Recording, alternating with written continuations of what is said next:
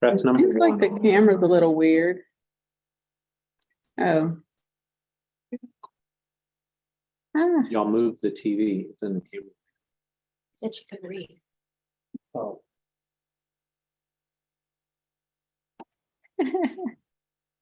it's re-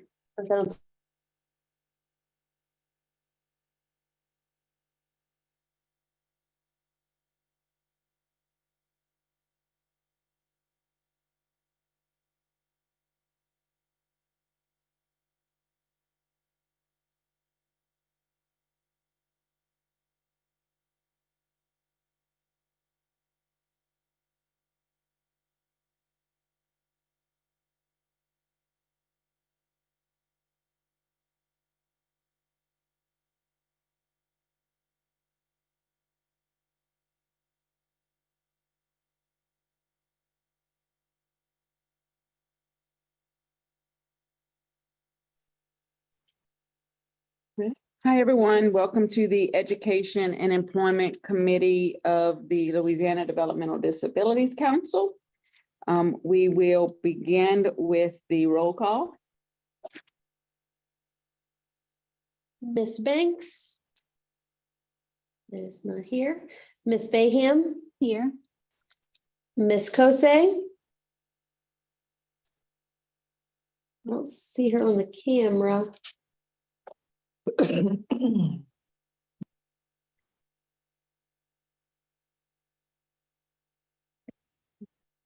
Okay. All right. Oh, we lost her. Miss Gonzalez. Not here. Miss Jordan. Here. Dr. McKee is out. Miss Polazola. Here. Miss Tarver. Here. Webb. Here. And Dr. Wilson was unable to attend in person. Mr. Taylor. Miss Washington. Here.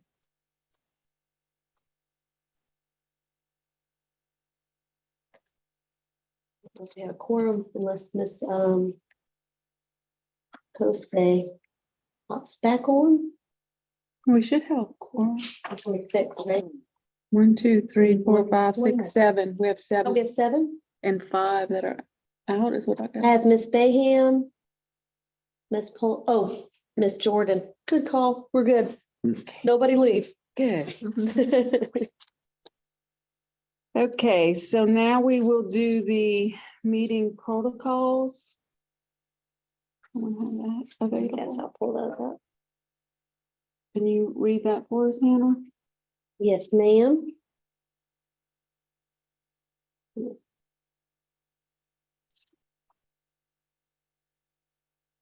Technology delays. One moment.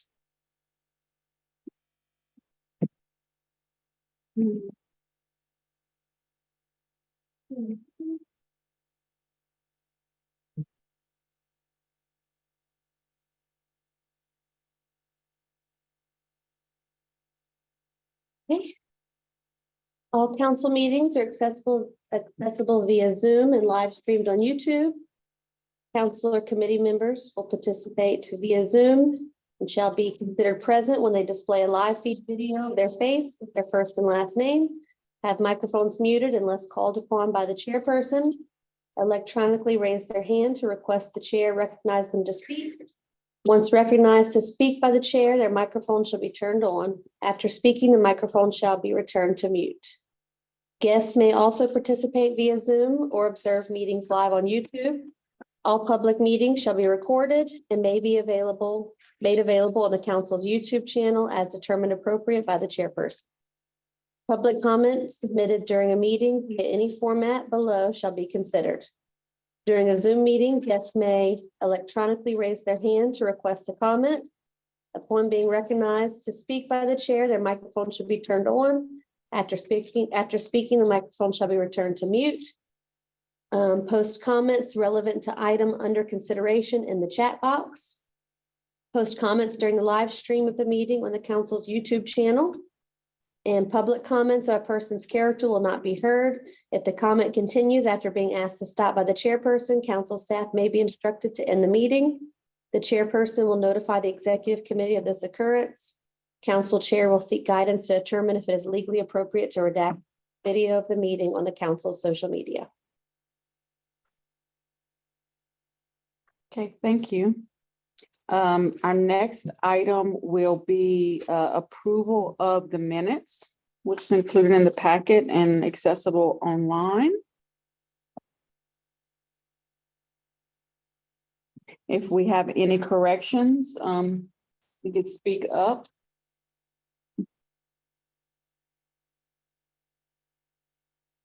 And we have a comment in the chat. Hi everyone, sorry I couldn't make it to BR today.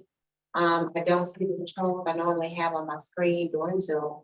Can somebody tell me if my camera or microphone is on or off? Move them to panelists. That's Dr. Wilson.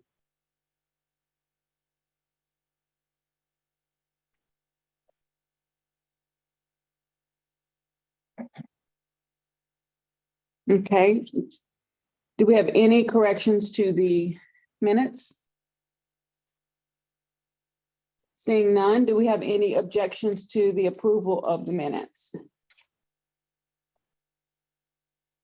Okay, so the minutes are approved by unanimous consent.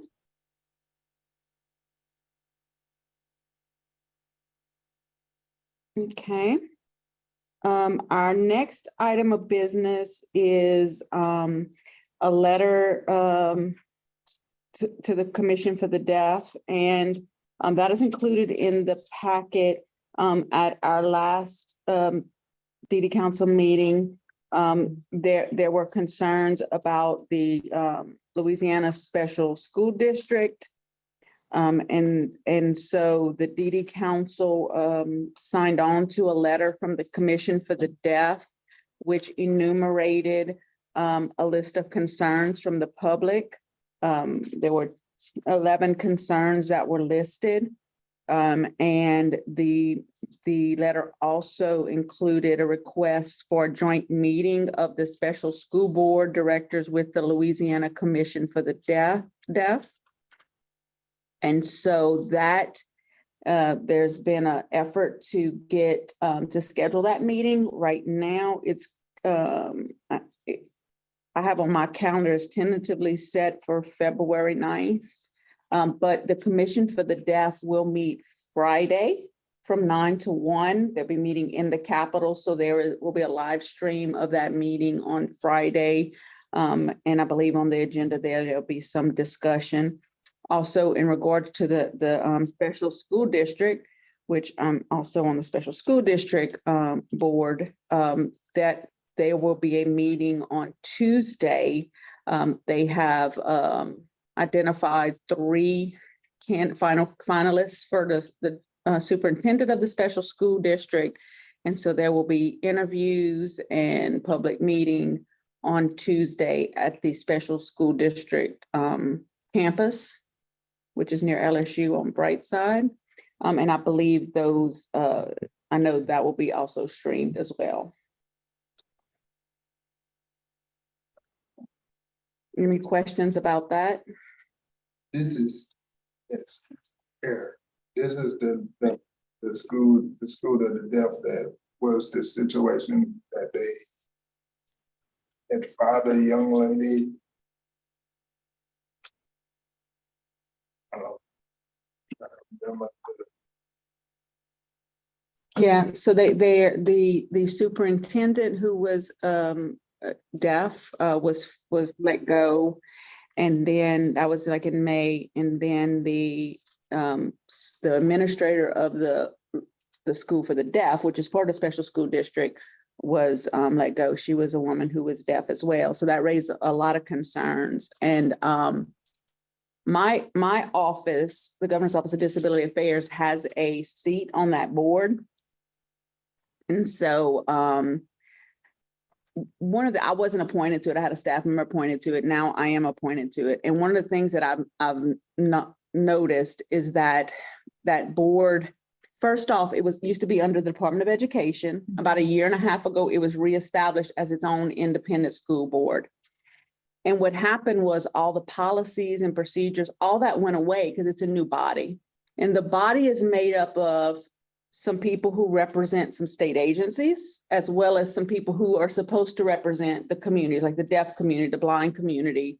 And the issue is that it's a huge amount of work. If you know anything about a school board, it's a lot of work. And when you are creating a new school board, I don't think anybody understands the gravity of what the work entails. And so at what seemed like some intentional issues, I think that it just is that board, these people got on the board, they think they're on a council such as the DD Council, which is a lot of work, but we have staff, we have a history of policies and procedures that we follow. So this group of people, you know, you have an LRS representative, you have someone from like the Department of Justice, because the special school district educates kids who are in like OJJ, there's someone from OJJ.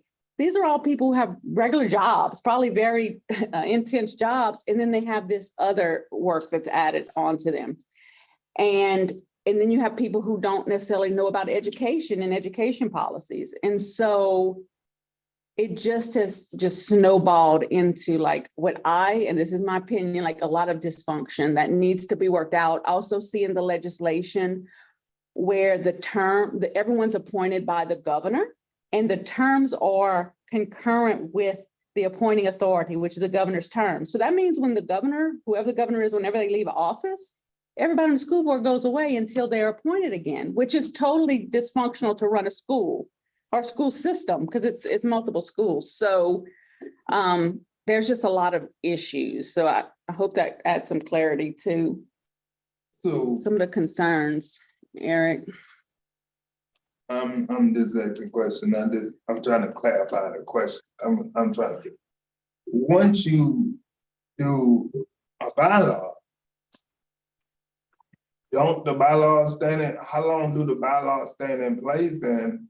And how, once you put the bylaws in place, don't the bylaws supposed to stick? Once they, Yeah, but it's a whole new body. So the special school district existed, it existed underneath the Louisiana Department of Education. Then there was a law that made it its own entity and created a school board. And so when it basically is creating a whole new governing body. So like all the policies and procedures and all that type of thing just go away because it was established through the Department of Education. Now it's its own school board. And so all that type of work to establish those things have not been done.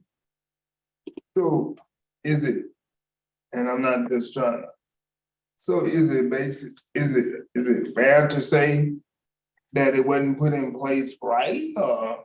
That's my assessment. And I didn't realize it until like I really, got involved in and started looking at like the minutes and, really digging in. And it looked like from, if you don't really understand it, it looked like maybe there was some intentional, some bad, someone wanting to do something that's negative, but it's really, I don't see it as that. I mean, there could be someone who wants to do something negative, but I don't see it as that. I see it as just people who want to serve. And it's like, it's not been set up and people don't even realize what's not even done.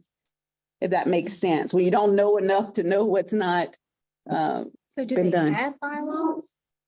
There are bylaws, there are no policies and procedures. So for instance, if someone is let go, there's no procedure for you to say, to go through a Procedure to do what do you call it whenever you let someone go to do a Like a disciplinary process or a termination process? yeah. And so to have it reviewed. So if you let someone go, appeal process. So if you are a teacher in the school, you're let go, you appeal, you're no longer a teacher there. Therefore, you have no right to appeal. Oh, If that makes sense. So that doesn't even exist. So they have some real issues. Yeah. And then like they're only meeting like every 2 or 3 months. Do you think it's something that maybe they could get a consultant or someone? I don't know. Yeah, I haven't even been to one meeting yet. Like they had a meeting in November. I got appointed in December. This will be the first meeting, but this is a special meeting that's happening for the selection of the superintendent, and then they have to, the next meeting is in February. So I haven't actually technically been to one meeting to make those type of recommendations. Right.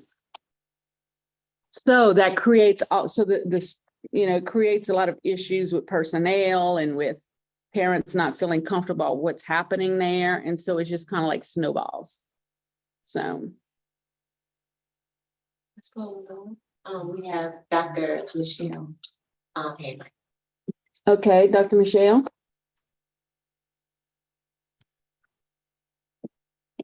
Hi, can you hear me? Yes, sir. Okay, and I have absolutely no authority on this, but I realize, Bambi, what you're saying, it is a huge job and it will take them years to do it the way they're going about it. Has anyone suggested to them that they go through some policy manuals of a school district that they trust and just adopt it initially and then methodically go through those processes and change the policies to meet whatever their desires? It'll still take them a couple of years probably, but they'll have policies in place. The problem that they're going to face, like when termination of an employee, there may be no policy for an appeals process, but there's still state and federal laws that will guide the process, whether the board knows it or not. So they can put themselves at high risk of monetary damages. So I mean, that's just a suggestion that I have for anybody that y'all know that's serving on that board, because they cannot operate without a policy manual, nor can their employees survive without one. Right. And so, like I said, Charlie, I have not attended I attended the November meeting, but not as a member of the board. But I did go back and look at all the minutes and all the documents associated with the board meetings. And there's nothing about that. And maybe y'all could check. I can't remember the name of the company. Is it Forthright that does the majority of the policies for school systems in the state of Louisiana? I don't agree with all of them, but they have all the policies that are required. So, I mean, again, they've got to have a starting point at some place. And this is not going to bode well for employees. And if it doesn't bode well for employees, it will not bode well for the students. So the very purpose that they had in mind, they're actually sabotaging their own purposes at this point. Maybe not intentionally, but they are sabotaging their own efforts. Yeah, and I think, that's all good recommendations. I think the other issue is just a lack of understanding of deaf culture, or understanding, just educating students who are deaf or blind.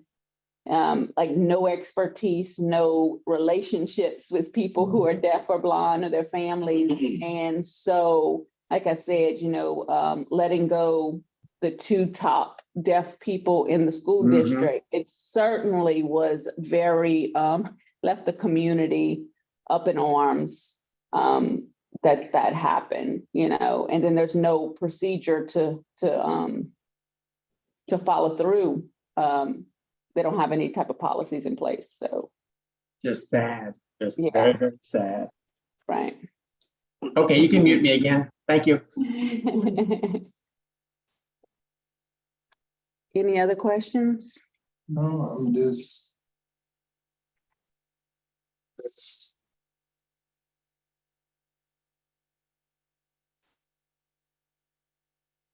I don't see how they go around without a policy that's not in place and just lose the 2 good people that they had with no policies even looked at. I either notified that if it's in place like it should be. I don't see that. Yeah. And so in a lot of our students, while people who are deaf or blind, that does not, they certainly it could just be that sensory disability, but many of the students also have developmental disabilities. So I think that's where this ties in with the DD Council. And so I think any type of advocacy we could do or assistance is important.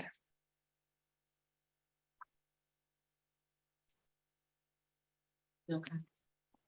Okay, so we'll move on to the next item, which is an update from the Department of Education, and Ms. Meredith Jordan will be providing an update. Yeah, so last time we met, I told you all that I would come back. We had started collecting all of our sped camera policies and that I would come back and kind of give you all a status update of how many we've got, how many we're tracking down. And I have a tracking list of nearly 200 what I call city parish schools. So our districts and all of our city of Bogalusa, city of Monroe. And then we have all of our charter schools. And so we have all of our city parish schools. We have all of those policies in hand. It was a task because, as you all remember, we started collecting early via a survey. Then we released our EGMS application where we also require them as they budget their funds and tell us, what are their approximate costs for purchasing that equipment. Even though they already have the money, we still need them to go through their vendors, get their quotes, tell us how much it's going to cost. Because later we're going to be asking for reporting on how many cameras they have put in, how much of that funding they're spending down each year as they're spending it. And so we kind of had two places because we started early getting them to send them in. Then we had the EGMS where they were also uploading. And as we got closer to the deadline, it's like, pick one. So our team was going through these, making sure we have them for each and every district and charter. So we're tracking that. Like I said, we have 100% of our city parish schools. Of our charter schools, and so then we looked at who received funding, because I really need to track yours down, right? And so I've got about 36 charter schools who received funding, and some of them was perhaps like just over $3,000 for maybe one self-contained classroom. But of those funded, about 36 of the charters, we are tracking those down. So we do have some that we are having to follow up on and get those in. Next steps are following up. I'm having our charter school team help me with that because, as you all know, people that I am reaching out to may no longer be there. So as you have staff turnover, I've got to make sure that we're reaching out to the right people to get these policies in. So I'm also relying on our charter school team to help me get these last policies in. My team had also, just based on feedback and some of the stakeholder input, and that's why I told you I have a list of nearly 200 so that you kind of get the feel for how many. So we think about, maybe sometimes our district and parish schools, but then we have all these charters. And so some of my team did, as we're going through and we're looking at them, flag some and send them back, right? To say, and for example, if we pulled up a policy and it was really obvious that like maybe it was a paragraph or two, and we didn't feel like maybe the board or their legal team had looked at that, we are being proactive based on stakeholder feedback that said, well, what if they don't match legislation? Who's reading them? And though the legislation doesn't charge us to do that, we are doing that and doing some spot checks with them. And if we get one that's really, really short, and I know it doesn't match the length of the requirements and everything that is stated within that legislation, we are sending it back and saying, hey, we revisit this. There's no way this matches. And so that's taking us a little bit more time, right, to get some of those back. So I wanted to bring that to this group to update on. Also wanted to, and so that kind of concludes the sped camera collection update. Also wanted to bring to this group for March, Bessie, I know we talked some in this group about the Youth Leadership Forum, our partnership along other agencies sitting here to support that work this summer, and that forum. I'm going to be bringing our allocation to help support that to March, Bessie, which will go to our fiscal agent, which is our Families Helping Families of Acadiana, which I already have a partnership for family support. So the best route to do that and to provide that financial support for that is to just go through Bessie and give them an allocation through our IDA set aside. So I wanted to kind of give that update here in case anyone was kind of wondering where the department stood on that. The other two things that I would just kind of open up as you all have any questions for me this afternoon.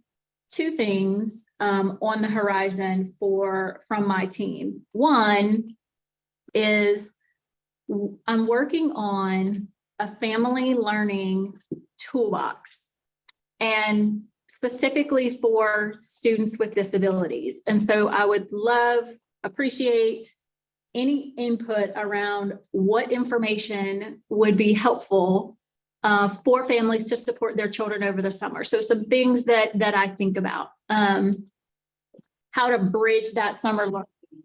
So during the months that school is out, how do I help my child with a disability stay on a schedule so that transition back to school is smooth? How do I help families over the summer prepare for their next IEP? Is there some IEP support that we can help provide families? So I'll just say that is a project in the works that I would love any input or feedback on from this group, just on what would be good for families to include in that.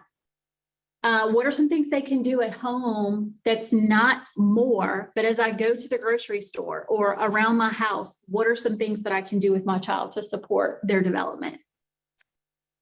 Second, we are going to begin, and I'll talk more about this tomorrow, but wanted to bring to our education committee our next round of IDA funding for our state IDA dollars.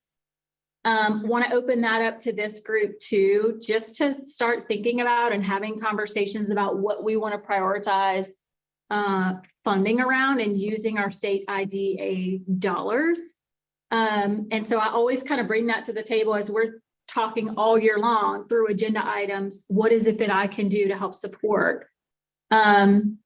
So those two, as I kind of close up, those two things specifically this afternoon, if there are any ideas, any thoughts about resources for family learning over the summer with their children, and then ways that we may want to, or priorities you all want the department to think about as we think through our next round of IDA budget and funding application.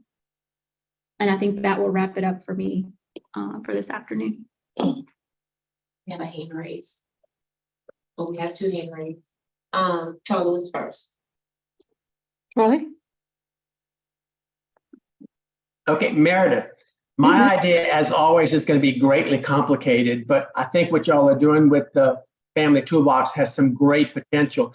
And I don't know if it's possible, but if y'all could consider doing something that would be a video series, but show parents how teachers are teaching their children math. The biggest complaint we get is that parents can't help their children with this new Common Core math. So there's no support from home because they don't have the ability to do it. They'll show the kids how they learn, but then the kids, that's not a teacher did it. So I'm thinking if there was a way that y'all could isolate maybe some very basic skills that would translate across the spectrum, and show a little portion of a lesson that a teacher's doing in a classroom, or have the teacher just do it and show what she's teaching, but then have a support at the end of that where it explains why they're teaching it the way they do.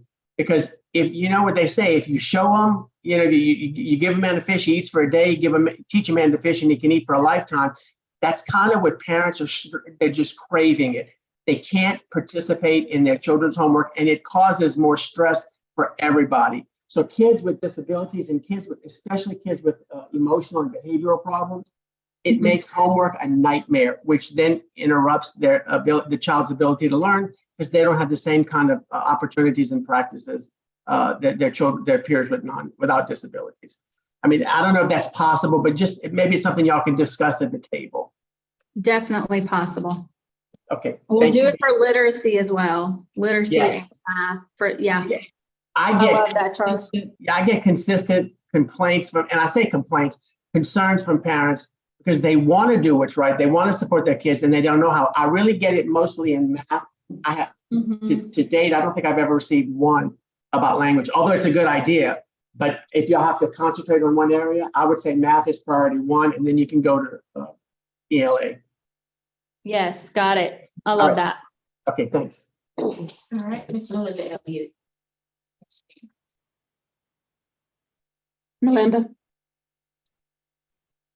Yes, ma'am. I was waiting for them to unmute me.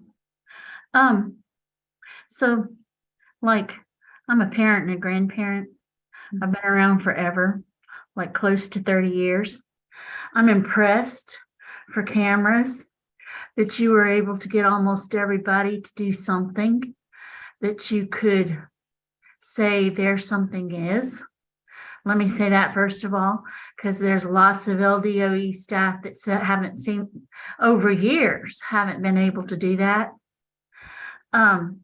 The other thing is there some kind of written report or written chart that we could have to see who's at where or what? Or could there be a written report or a chart to say who's at where, what, whatever? Yeah. So like a yes or no, Melinda, like we've received theirs and we haven't received this one. Well, that would be a great start. Yeah. I mean, I think, for transparency, absolutely, right? Like knowing who has those policies and practices adopted and who hasn't. And particularly for the charters, which is where, we have several of those who have not yet. And so I definitely think, Melinda, that list is certainly possible. I will also say, and I can send these instructions. So this is public information and it is publicly accessible. However, with a caveat, because my team is having to approve all of those electronic grants applications, you won't see it as a member of the public until we approve it. But once we approve, you can go in, for example, I'm trying to think of one. For example, Allen Parish. I can send instructions for how you can go through our public access portal, pull up their SPED camera application, and their policy is there. And so the public, there is access in that way too, Melinda, that I think is super transparent. But I mean, and I'll be the first to admit that it is not always easy to find information, right? I mean, just as an educational agency, there's so much out there that it's hard for me to find things sometimes. So I can certainly send how you can access as a member of the public these applications once we approve them. So you may not see it because it's still sitting in our queue to approve. But over the next couple of weeks, we should be final in those approvals and you should be able to see all of them within that application. So I'm happy to send those instructions as well. Great, thank you. All right, Ms. Mary Jane. Mary? Hi, thank you. I just want to piggyback on what Charlie said about the videos. I think that's a great idea. My only request is that y'all keep in mind, if y'all do that you don't just do it with children that have mild disabilities. I think where parents struggle the most is they tend to get a lot of information and they see videos with kids that don't look like their kids or act like their kids. So it's important that we show them that kids with developmental disabilities can learn stuff too, that it's not just kids with average IQs. Yep. I love that, Mary. I have somebody on my team who is it's her background is around significant students as well, and making sure that we call out in our family support tools for summer learning, information and support for families who have children with significant disabilities, because it looks extremely different, to your point, than that mild student, for sure. Thank you. Garrett, Taylor? That's good, but the only concern I have is you do the camera things, you need to keep in mind of the safety of the kids, because if I'm making any sense to you that the safety of the kids, because we don't know which situation, we always gotta protect kids at all. Absolutely. Costs. You're talking about their privacy, right? Right. And so for public access, I'm talking about just access to the school system's policy for how they're addressing the law. No student information, no video, no, none of that is public access. Yep, good point. And another question. Y'all say teach the parents with homework and stuff. With the IEPs, with the parents, which I have something to do with that them was based on the IEP, because I see a lot of parents don't understand the IEPs and they just say yes, yes, yes, yes, and Yeah. it's not what the kids need, and then when they're not receiving their goals that they said yes to, like if you say, okay, send my child back and forth to the library and let me see how they function and come back and do this, and it's simple things. And the parents don't understand what they're saying yes to because it's written in a different way. Right. Uh, For sure. I mean, we have the utmost responsibility to make sure our parents do know and understand what's in that document and how we're supporting their children. I know, and we've got several Families Helping Families partners on here. I know they're helping to support us do that.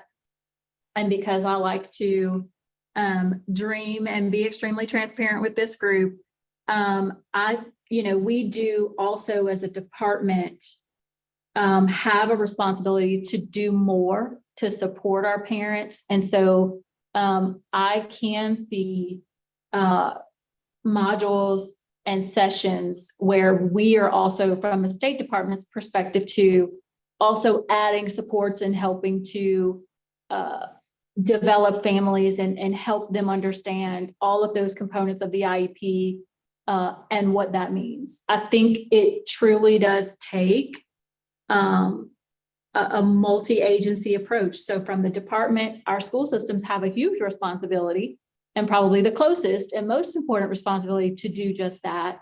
And then we have our family support centers that also are supporting and helping parents understand what can be complex processes and complex documents and terminology. We're the worst about using terminology and acronyms that aren't always family friendly. And so I think it's definitely something that we have to do better for and plan specific steps for how we're going to address that.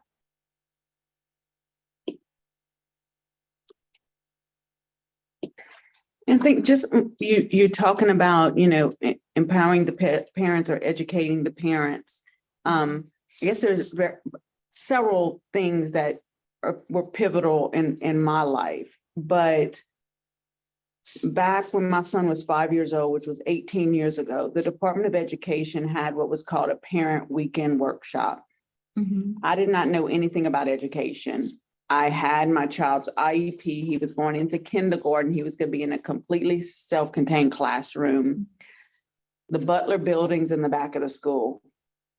We had the IEP meeting that week. I went to the weekend workshop, learned about all of his rights, and he entered kindergarten in a regular education kindergarten classroom with the supports that he needed, when I didn't even know that was possible, because this was a kid all over the place at 5 years old. And so I think about that, and they had like really great people from the department who had a lot of experience. I think we had the Parent Training Information Center that was there, and like it was pivotal. I remember Liz Gary was there, and it was 18 years ago. So I don't know if that, you know, you could look at me and Liz, and I think we paid it forward. That was a good investment for that weekend. Right. So I'm just thinking about you find those parents who were like us and the impact that it could have on our own children's lives, and then paying it forward. You know, that we've helped other parents. Like I really feel like that was pivotal for his life. And so I don't know how other people feel about that. That was just a recommendation. I like that.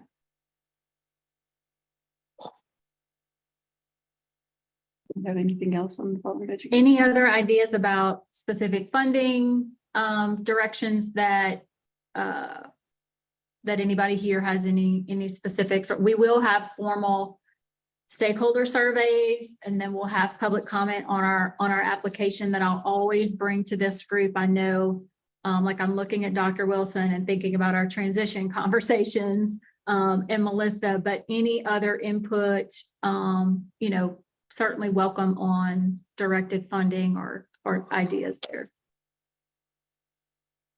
So I see Charlie, Michelle. Yeah, Meredith, you're gonna learn to stop asking questions when I'm here. That's not true. One of the things that I think it would be really beneficial, I hope you would agree that the rollout of ESER has been a nightmare. And I think that what I'm seeing from just a very outsider looking in, it's like everybody's pointing the fingers at everybody else. State Department saying the teachers don't know how to use it. The teachers are saying the State Department hadn't provided them training. I remember, just like Bambi does, I remember the good old days when the State Department provided hands-on training, not webinars, not phone conferences, but hands-on training. And is there any way that y'all could put funding in there next year to specifically allocate training for teachers to be able to use that ESER in a way that is more efficient? What's happening now is, because the program is just not working, that's bad for the State Department, that's bad for the LEAs, it's bad for the teachers. But the teachers are having to spend so much time fixing things after they've already done it. That takes instructional time away from the kids. That takes a lot away. That takes resources from the district, which in turn takes resources away from kids. It would be a great investment if y'all could budget some money for some face-to-face, however y'all do it. It's a huge task, but face-to-face training with computers at the call right there where y'all showing them how to use it. And that serves two purposes. It provides training for the people who are going to be using it. It also has somebody there right then and there when the teachers are using it. If a glitch comes up, y'all know about it and how it impacts the process. So that helps everybody across the board. It's going to require money, it's going to require creativity, but it is sorely lacking. I'll tell you, the first day of school in Jefferson Parish, I was there for a meeting with someone I had been working with for about a couple of years, and they couldn't even print it. And now they still can't print some of the pages, instructional pages, and they don't know how, they can't fix it. And quite honestly, a lot of people don't have the skills to be able to even do the PR that would make it look less severe. But what ends up happening is the parents leave without a full IEP, and that's unacceptable. So that's just my idea for the funding for next year. Yes, you're reading my mind.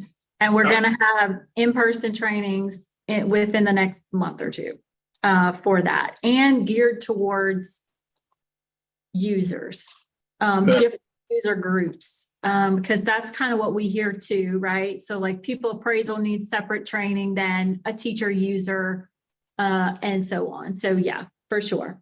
Okay, good. Not the user, you know, to your point too, you know, it did roll out with challenges. And so, you know, definitely not, you know, I believe Dr. Brumley did a great job at the last hearing in saying, you know, that our educators are doing a great job, our leaders are doing a great job. That's not, it was not ever intended to be the idea that it was a user's fault, for sure.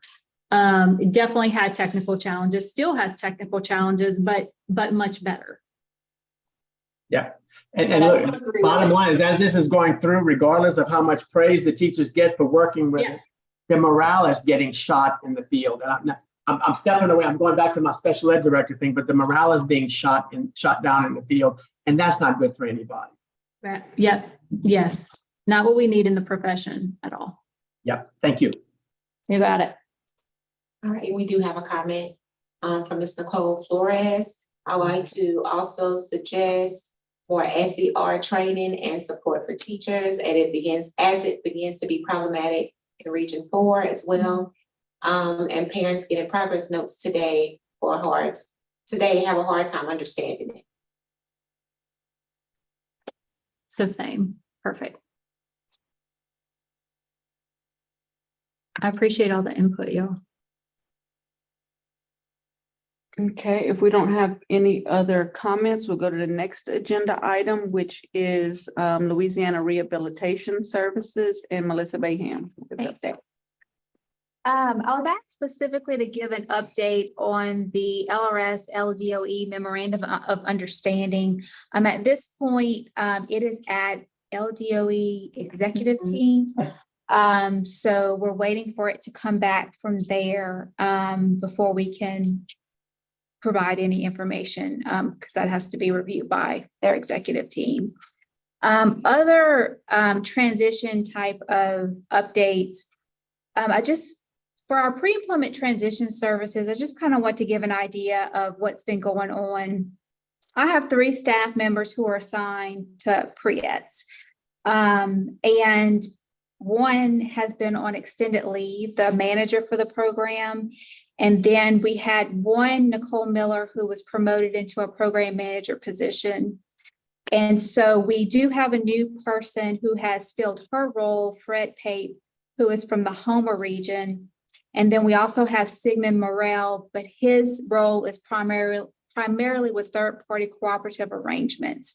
So Fred has definitely hit the ground running, but there has been a little bit of lag just because of some different movement going on in pre-employment transition services. But as far as things that we've been looking at, though, to improve pre-eds in general, but then also to improve participation with school districts, is we're exploring some different ideas. We currently have a pilot project going on with one of our vendors called Opportunity Now. And that particular pilot is we're increasing the number of units that we allow for that particular vendor because they are doing what's called embedded pre-eds, which some of our other vendors do to a certain degree.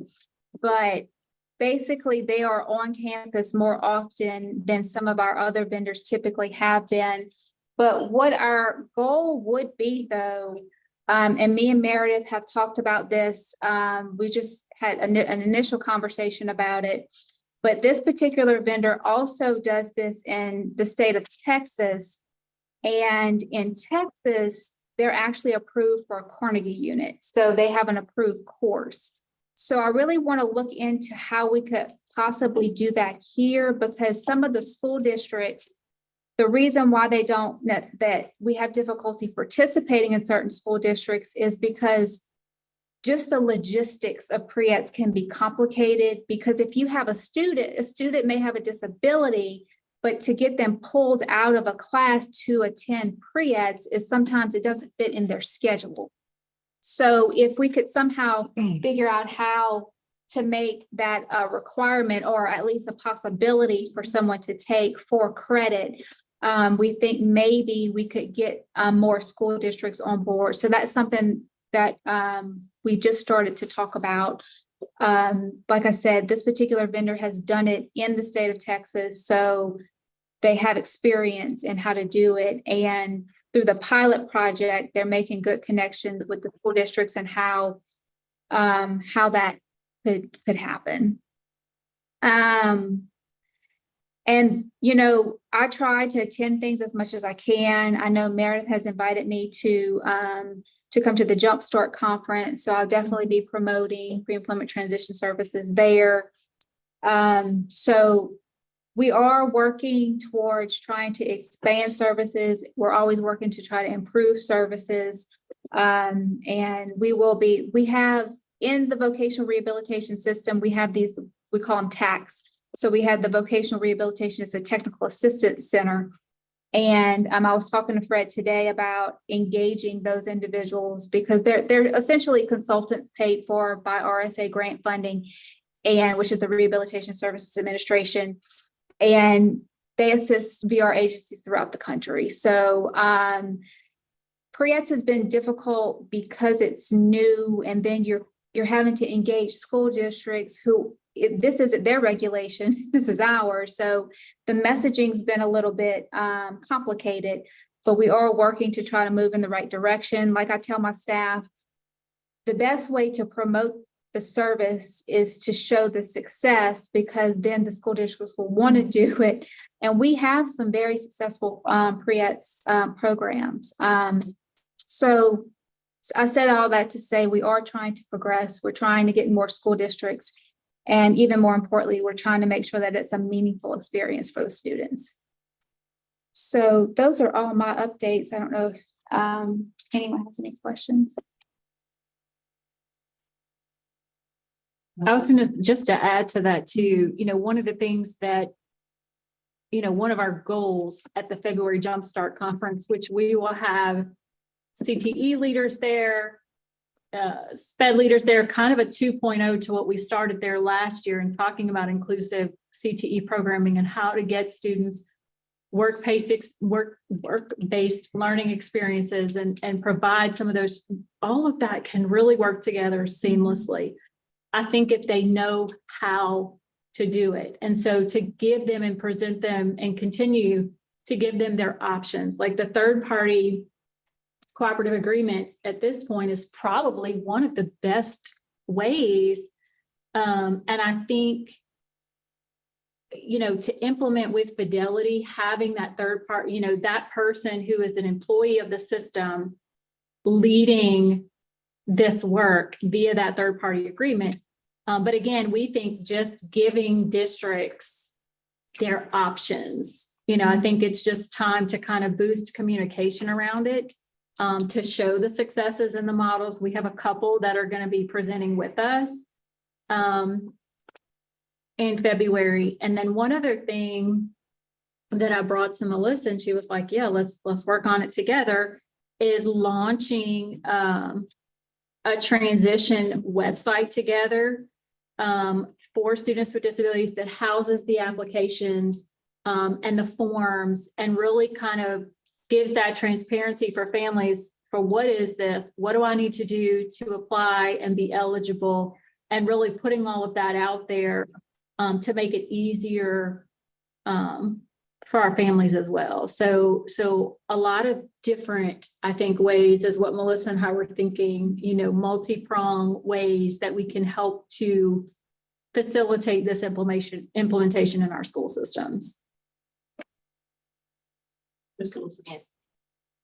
Dr. Wilson? Yeah. You're muted. It was Correct. unmuted. Sorry. I wasn't sure what the protocol is here for me commenting, but I'm sorry. I also missed a bit of just a couple minutes of the conversation earlier. So if I'm asking a question that it's already been covered, just tell me to be quiet, and I'll try to figure it out later. But so the concern that I think I might have, but maybe not, is that if kids with the most significant disabilities are getting pre-ed instruction in school with simulated activities or materials or whatever it is, we know that it's not going to generalize to the real world. So, because that's just a fact about significant cognitive impairments. So if we're moving to in-school classes for pre-eds, and you're talking about kids with learning disabilities or mild cognitive impairments or other types of, physical and other disabilities, that's not a problem because those folks, their brains work in the same way that neurotypical brains work, and they will generalize from those settings to the real world. If we're trying to get kids who have significant intellectual disabilities ready for adult life, they are not going to learn what they need to learn in a classroom or in a school when it comes to how to function in the community. So I just have this concern, and that's obviously if you look at the paycheck program or whatever we have kind of been talking with Meredith a bit about, and that didn't happen. So is that population going to be given some kind of special consideration for the different things that they need? That's my question. It's kind of a statement question. Yeah, we have to. Yeah. And our conversations aren't over, Dr. Wilson, so it's still on the table, but yeah, we have to. And what we heard feedback from our seat panel too is our families, our parents want the paid work-based learning, which I agree with, which is what you're saying, that in the community connections, and work-based learning experience in the community. Absolutely.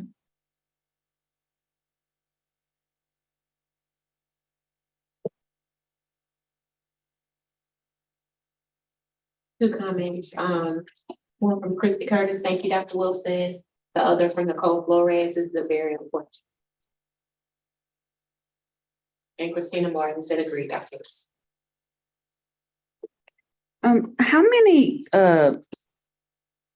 third-party cooperative agreements is there? Like how many?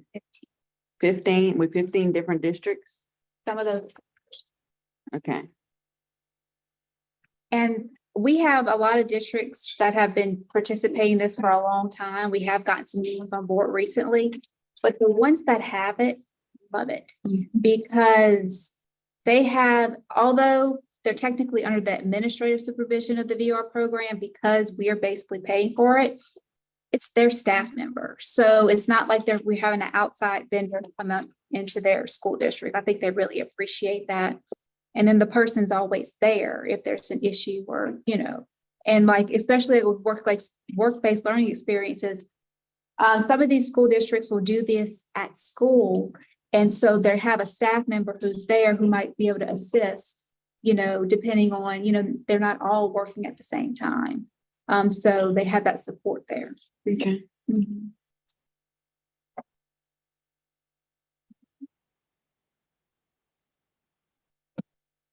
Okay, any other questions for Louisiana Rehabilitation Services?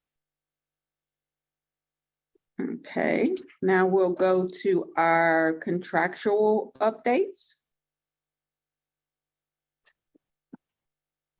Amy, you want to go first? Yep.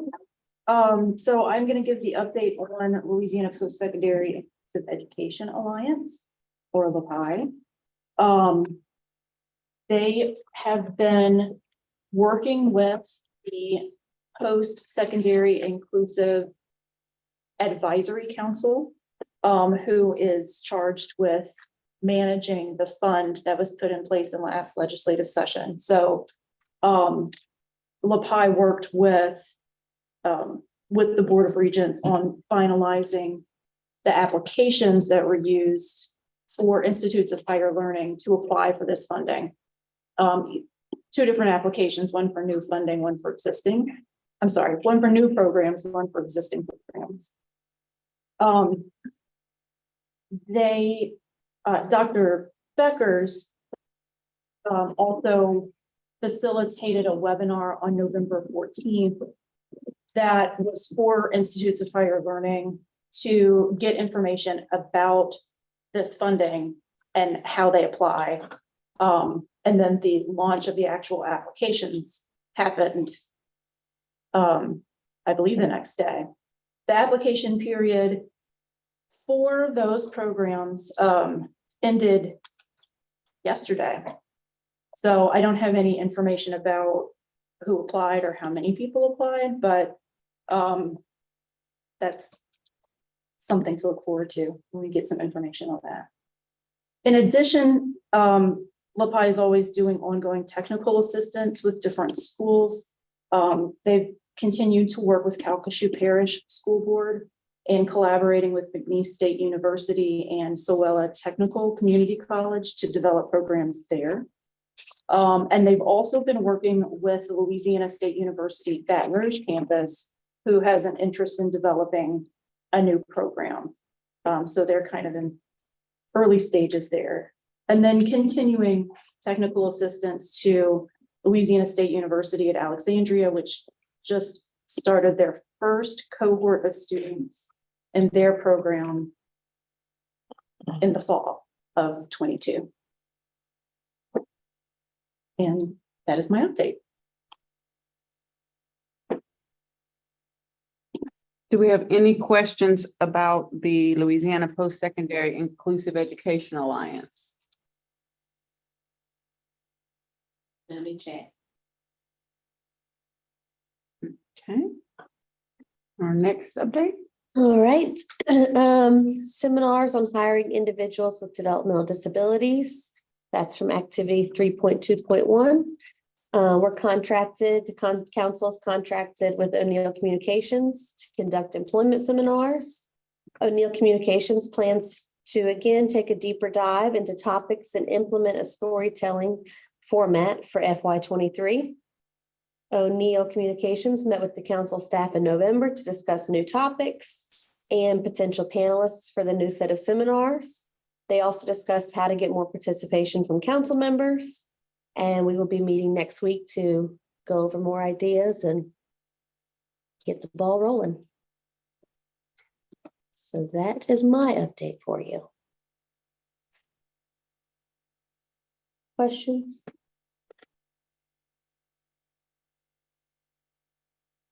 Okay, seeing no questions or comments, we'll move on to our next item on the agenda, which is recommendations for the fiscal year ending 24 Planning Committee.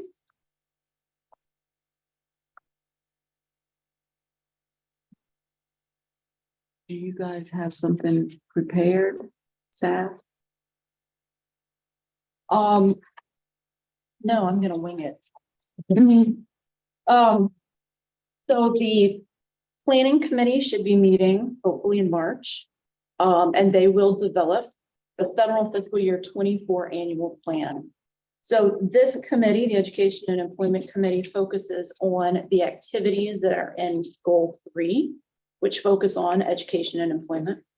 We're looking for recommendations from this committee for activities that you would like to see happen, that you would like to see continue, that we're currently doing. If there are any recommendations that this committee has,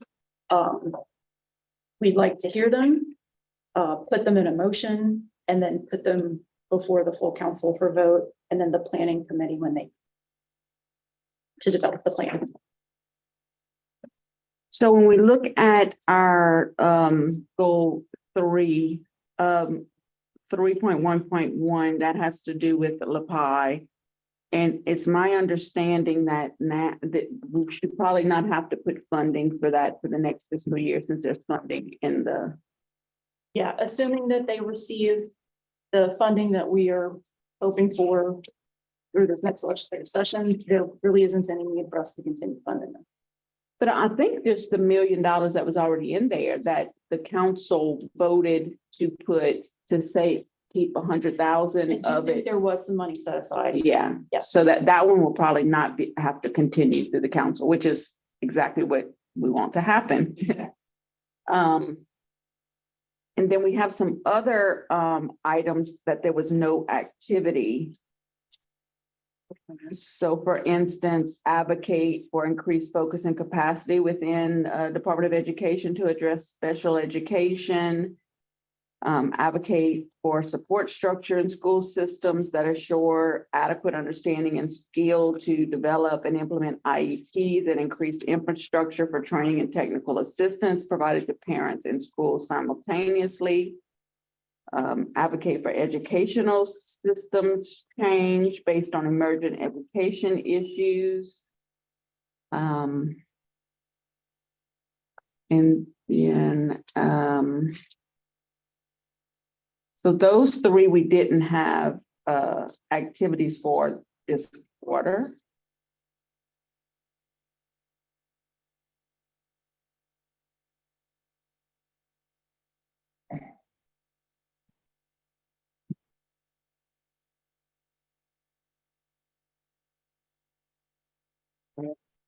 Are we looking at all of them, the 3.1.4.3.5? Are we looking at all of those?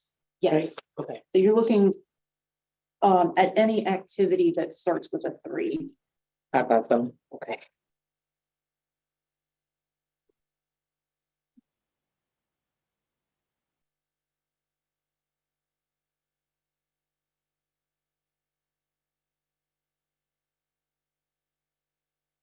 So do we have any hands raised?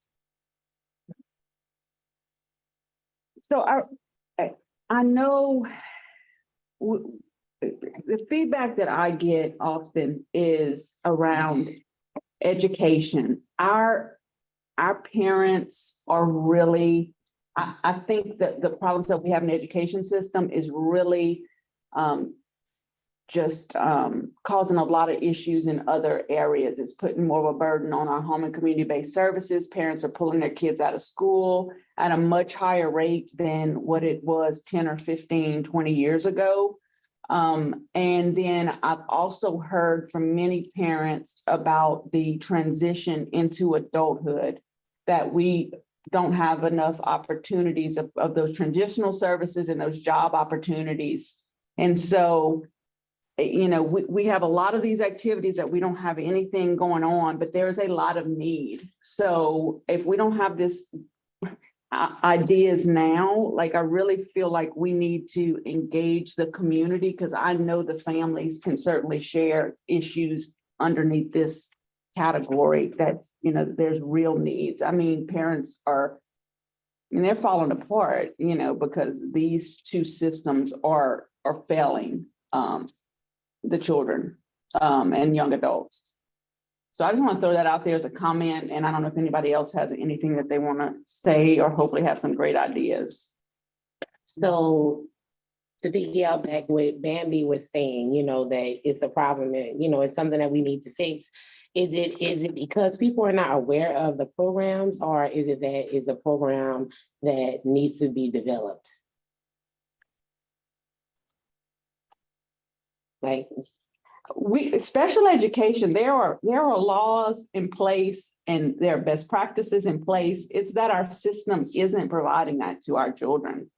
And I mean, the same laws that help my son to be able to go through school, they're in place for the children that are still in school now. right. And these parents are feeling like they can't, they're being, the emotional toll is they can't take it anymore. While the right thing is for the children to stay in school and be in an inclusive setting in their community schools, they can't, emotionally, they can't handle it. So many parents are telling me now that it's much better off keeping their kids at home, which was like, I would have never said that or even thought that based on knowing that my child needed to be a part of the community. Right. And these parents know that as well. But Right. when they weigh the two, that they find that that's a better option. And that's not good for our system.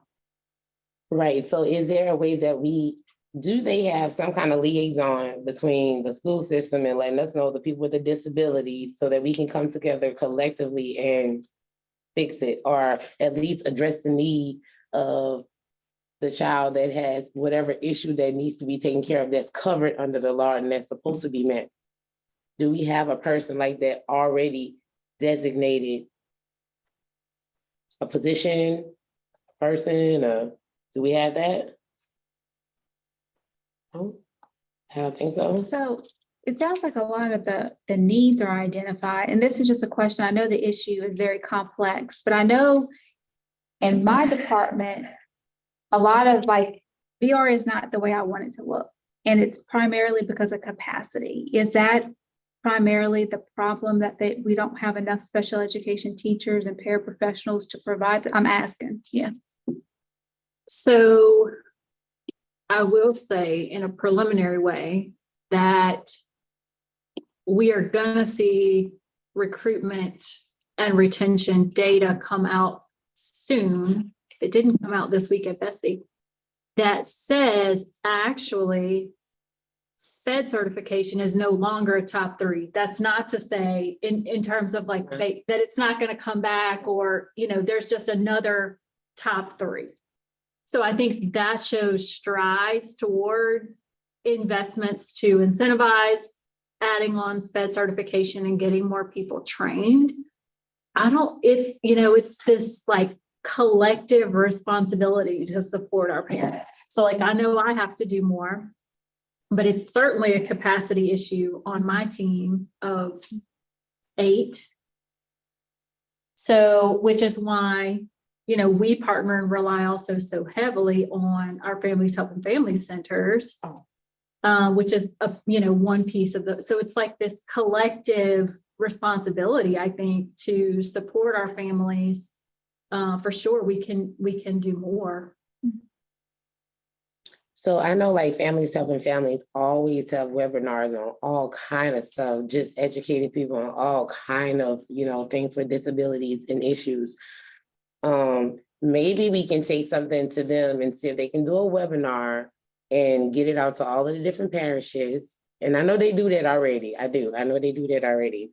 But at least have where, what are the real issues that your child is facing specifically? And then we can see like, okay, they're facing this. And we could come up with categories just by the responses of the people and go from there. And then we'll tackle the issues as, the top 3 of how many people, okay, we have 50 or so or 100 and so people that's dealing with this issue, or 75 that's dealing with this issue. And to do that and have a webinar to have at least have that data come together so we can start making some kind of change, because it's like we're going in circles. We already know this. It's like we're going in circles. So it's like we have to just concrete put something down and do it. I know a lot of people get up on the Families Helping Families. I've been on a lot of their webinars and they do have good outcomes. So that's just something, to get out there, because they do reach a lot of people with it. Dr. Wilson? Yeah, this is, so kind of goes back to, an old song here that, our state has not done a good job of keeping higher education engaged in significant disabilities, severe disabilities, whatever, program you want to call it. Meredith, I don't know if you have data on the number of teachers who have kids in classrooms or in schools who are certified in severe disabilities, or one of the 12 other names that are still on the at licensing or whatever. Because if the teachers themselves are not adequately trained and prepared, then having these sort of add-on things is the only option really that I can think of. I'm not saying those are not good trainings to have, but if it comes back and the parents know more than the teachers do, that's it's kind of it's a big issue, and it's a very expensive issue, and one that our state 20 years ago began dismantling programs in higher ed, and I think some of these things are coming home to roost. I don't know if you have data that would refute that, Meredith, or if No. so, I'd like to hear it. I can bring back the our educators who are licensed to support the severe, profound, all the different names you listed, significant. I'm even more interested in not just who's holding those certifications, but then who's in the classroom, right? So the number of those individuals who are, because I may have retired and I'm holding it, but I'm not practicing. And I hear that a lot, Dr. Wilson, like from our higher ed partners, that they are struggling to get enough pre-educators and individuals interested in supporting and getting that training and documentation. It's also because it is complex and it's challenging work. It's 21 hours to add on. So as we try to like recruit people and build up educators and say, you know, this is a rewarding field to go in, it takes 21 hours of study to add on a certification in that severe, profound group. I think we have to come up with ideas for how to make that, number one, easier, more affordable for individuals who we need so desperately to go into those classrooms and provide services. So it's definitely something that I hear, and definitely something that I hear our higher ed partners struggle to meet certain class sizes to justify hiring a professor to teach those courses. Mary Jacob. Mary Jacob and then Charlie Michelle. Thank you. I don't know if there's enough time in today, tomorrow, or the rest of the year for me to answer this question appropriately, Bambi, but I will attempt to. Yes, we get constant complaints over a variety of topics. Right now, the hot one is there's no certified teachers in the classroom, and we have people writing IEPs and don't even know who's going to serve the kids. But I think what has parents the most upset when it comes down to it is that their kids aren't learning. They're not making the progress that they expect them to make in school. And in my opinion, I've been saying this for years, it comes down to specially designed instruction or the lack thereof. We don't have, and I'm going to tell you, I've been in every parish in this state. I have yet to find somebody that honestly knows how to write specially designed instruction on an IEP when I'm in a meeting. They don't even know what that is. And if we haven't figured out that little bit basic, which is the absolute big deal of IDEA. That's what IDEA is all about, specially designed instruction. And we don't even address that. Kids will never learn. They're never, ever going to learn. And because our state doesn't do monitoring the way they used to, and I'm not sure if the self-reported monitoring, the state doesn't realize what's happening in these districts. I don't believe that people don't know. I mean, we still have districts that they don't know they can give copies of the IEP to teachers, but of course now we don't even know if we can get a copy of the IEP, so that may not matter. But I mean, if we got people around without even copies of the IEP, what are you expecting?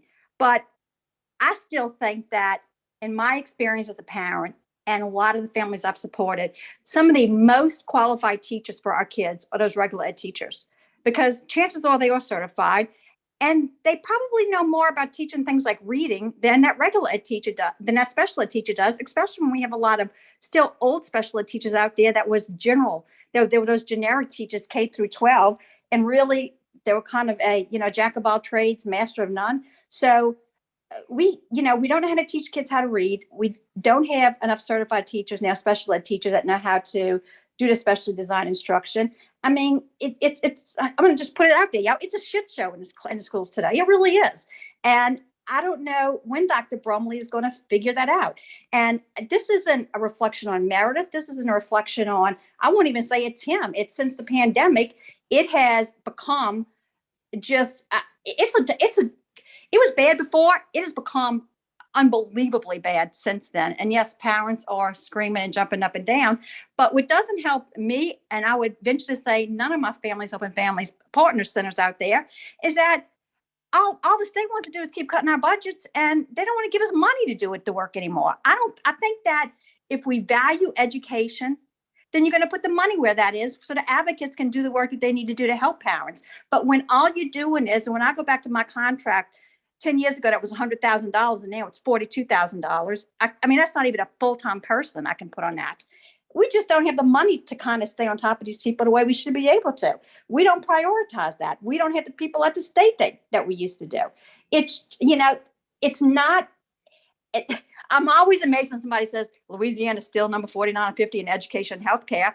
Well, have you been to a state legislative meeting? What is the last two things they usually worry about? Funding, it's education and healthcare. So it's no mystery to me that this is happening. But I think the big problem comes down to that simple fact that kids are not getting specially designed instruction that needs it. And that's why we're not moving the needle on those kids. And with COVID, all they did is regress. And because nobody knows what's happened with that billions of dollars we've gotten to help kids. I don't know what, I haven't talked to one parent that feels like that money ever got trickled down to their kids to help their kids catch up with their loss of learning. In fact, some parents are telling kids that, well, your child didn't have a loss of learning. It's like, you had a loss of learning before COVID showed up, you were so far behind. You're going to tell me they don't have it now? They didn't have access to education for almost 2 years. So it's a huge problem. I don't know what the answer is to it. It's a huge problem, but somebody needs to wake up and figure it out that, care about these kids and prioritize them, because right now it's just not happening. And, I could go on and on about that. And I'm not even going to start with the whole pre-ETS program, but yes, we have problems, Bambi, and I'd be happy to complain about them to whoever, whenever, but I think a lot of it falls on deaf ears. Thank you, Mary. Is Charlie still wanted to speak? He dropped his hand. Okay. Somebody else had their hand up? We do have a comment by Christina Martin. As a parent of a child in Paris, I said this. And then Miss Christy Gonzalez, she had her hand raised as well. It looks like she might have dropped. She's back here in the council now. Christy? You're on mute, Christy.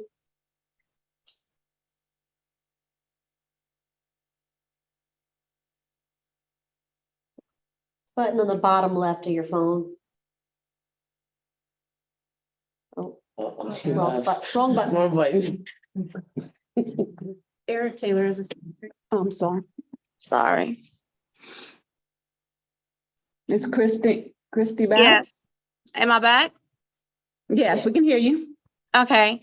I wanted to talk about what Ms. Jacobs said, that some of the regular teachers are getting a lot of the modifications and everything for our SPED kids, but they're not following what the modifications are supposed to be. We're still having that issue. Because they're even some of the regular teachers, they're just not certified. Even, a lot of our SPED teachers are still not certified. So there is still a lot of things happening that should not be. So. Thank you, Christy. You're welcome. And Eric? First of all, until we look at that, special needs teachers have a lot of special need kids in the class. And that when we got to get them settled down, we can't focus on all the special needs kids in the class, because when I say we, they the only ones in the class. I think they need more help where they can put them in groups where they can teach them more. And then we need to stop looking at the special ed kids and say, oh, we just send them to, and we just pass them, And I hear that from time to time. As long as they're at school, we're gonna pass them.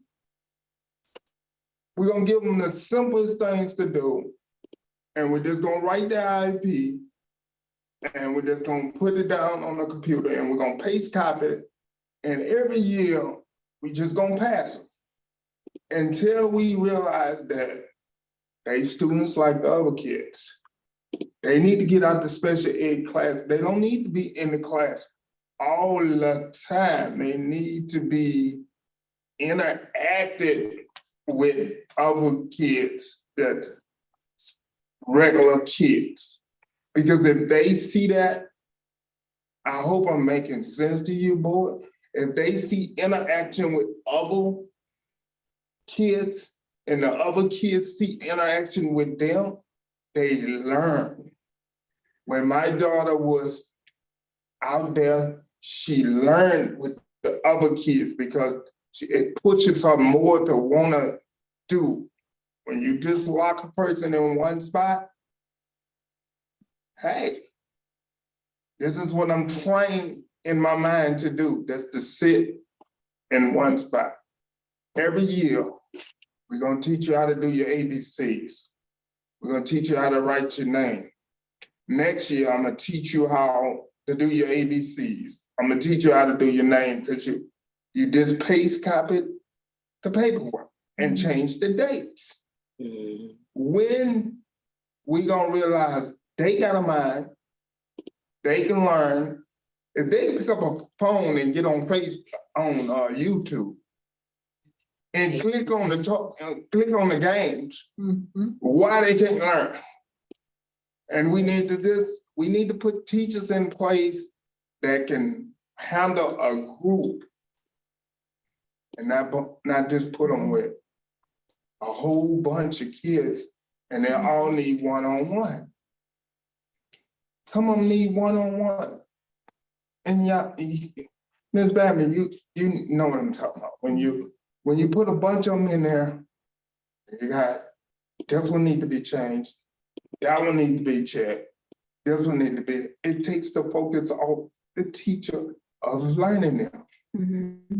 Until we realize that we need more assistance, that people that wants to do it. We can get people that don't want to do it easy, but we got to get the people that wants to do it. Because we put too much on paperwork and I got this degree, I'm trained to do this. I can do this, but let's put this person out. But that person might want to do it, but we put the ones in, some of the ones that don't want to do it. And I hope y'all understand what I'm saying with that, because it's got a lot of people that ain't patient with disabled people. We get a lot of abuse going on because people is not patient with them because they don't lie. They don't want to feed them. I know I'm probably getting off topic. If I'm getting too far off topic, they don't want to feed them.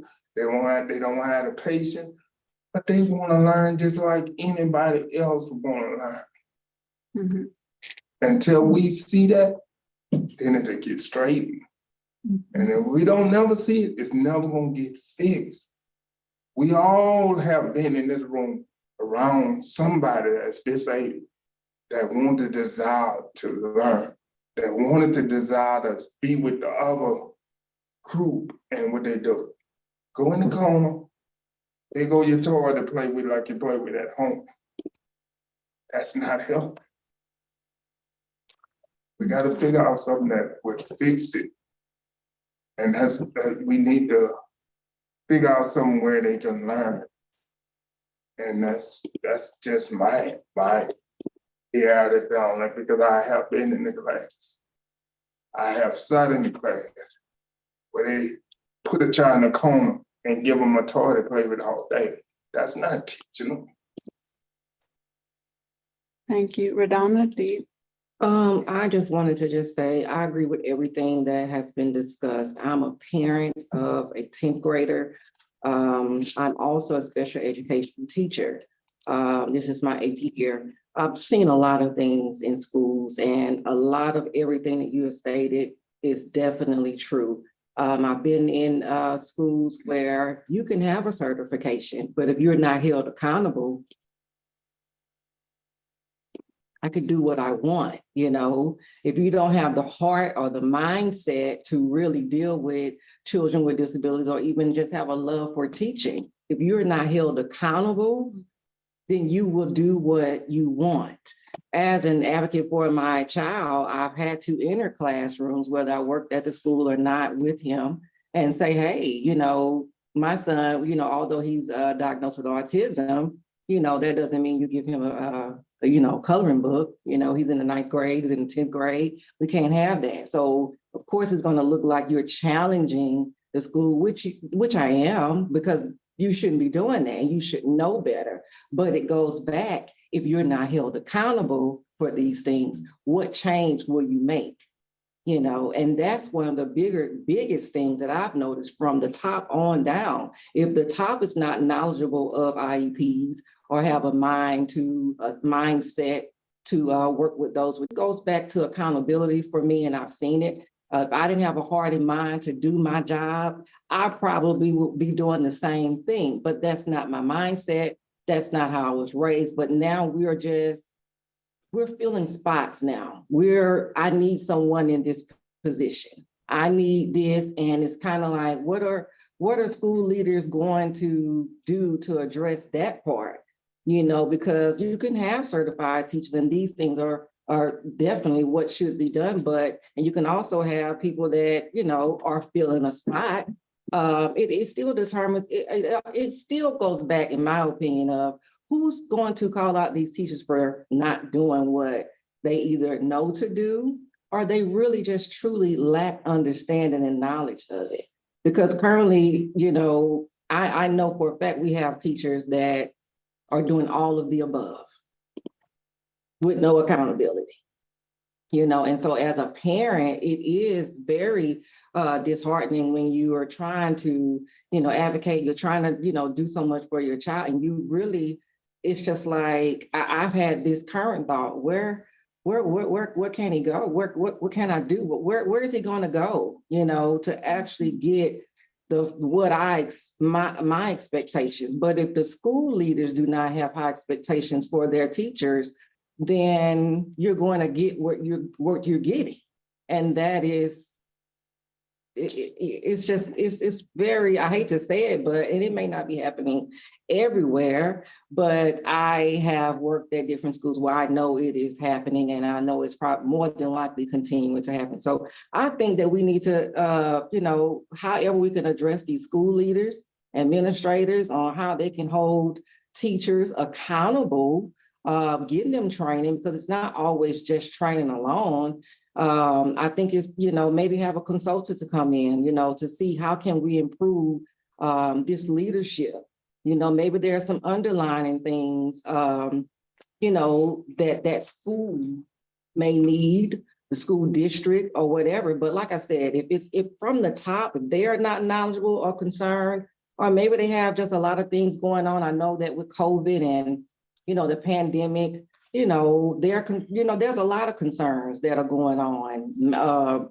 Trying to keep teachers, it's a lot of things, you know, trying to keep teachers from being burnt out. It's a lot of things that school leaders have to consider, but how can we, you know, just help them know that all of these concerns are important and they should be addressed, if that makes sense. Dr. Michelle?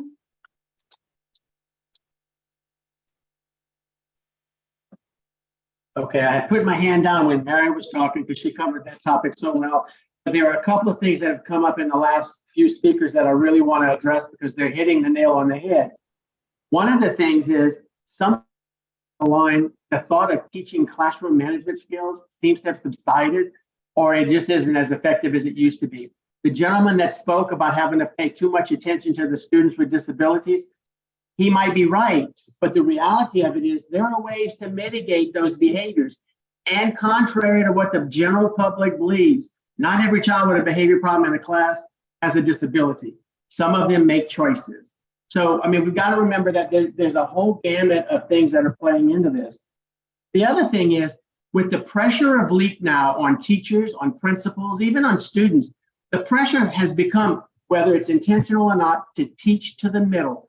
Guess where students with significant and mild disabilities fall? Not in the middle typically. So they end up getting lost in the shuffle, which just exacerbates the problem with the gap between those with disabilities and those without.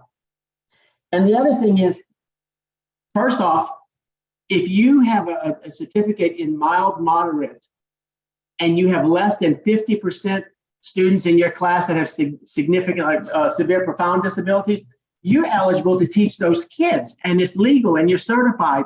But I can tell you, I was certified mild moderate And I didn't have any training in severe profound population. So I was certified, but not qualified.